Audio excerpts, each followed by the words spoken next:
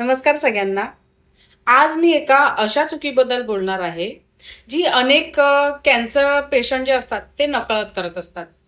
तुमचे उपचार पूर्ण झाले, रिपोर्ट्स नॉर्मल आले आणि डॉक्टरांनी सध्या सर्व काही ठीक आहे असे सांगितले. त्यानंतर लोकांना वाटतं, आता मला काहीच होणार नाही.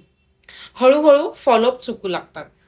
रुटीन हेल्थ चेकअप पुढे ढकलले जातात आणि काही वेळा तर डॉक्टरांचा सल्ला न घेता पूर्वीचीच औषधे किंवा उपचार सुरू ठेवले जातात. ही चूक का होते? कारण आपण नॉर्मल रिपोर्ट्स पाहून निर्धास्त होतो.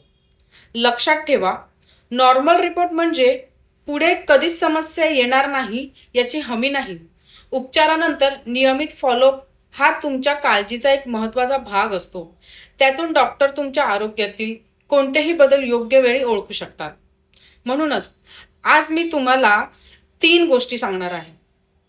पहिली गोष्ट म्हणजे डॉक्टरांनी दिलेले फॉलोअप आणि वेळापत्रक काटेकोरपणे पाळा. डॉक्टरांसोबत जी तुमची भेट आहे ती तुम्ही कधीही चुकवू नका. दुसरी गोष्ट म्हणजे हेल्थ तुमचं जे हेल्थ रुटीन चेकअप आहे ना, ते वेळेवर करून घ्या.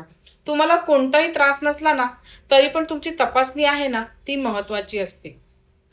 तिसरी गोष्ट अशी आहे, की औषधे सुरू ठेवणे, बंद करणे किंवा बदलणे हे स्वतःहून करू नका. नेहमी तुमच्या डॉक्टरांचा सल्ला घ्या. तुमच्या आरोग्याची काळजी घेणे म्हणजे फक्त आजारावर उपचार करणे नाही, तर भविष्यातली आरोग्य जे आहे ते सुरक्षित ठेवणे आहे. लक्षात ठेवा, नियमित फॉलोअप म्हणजे भीती नाही, तर स्वतःची जबाबदारी आहे.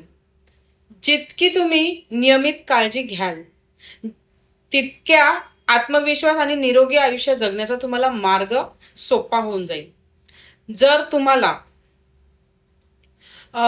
कॅन्सर नंतर किंवा आजारानंतर कोणत्या वेळी कोणती तपासणी आहे किंवा फॉलोअप कसा ठेवायचा आणि कोणत्या गोष्टींकडे लक्ष द्यायचे आहे तुम्हाला, याचा जर रोड मॅप हवा असेल ना, तर मला रोड मॅप असं कमेंट नक्की करा. तुम्हाला रोड मॅप मी देण्यासाठी हेल्प करेन. Thank you so much.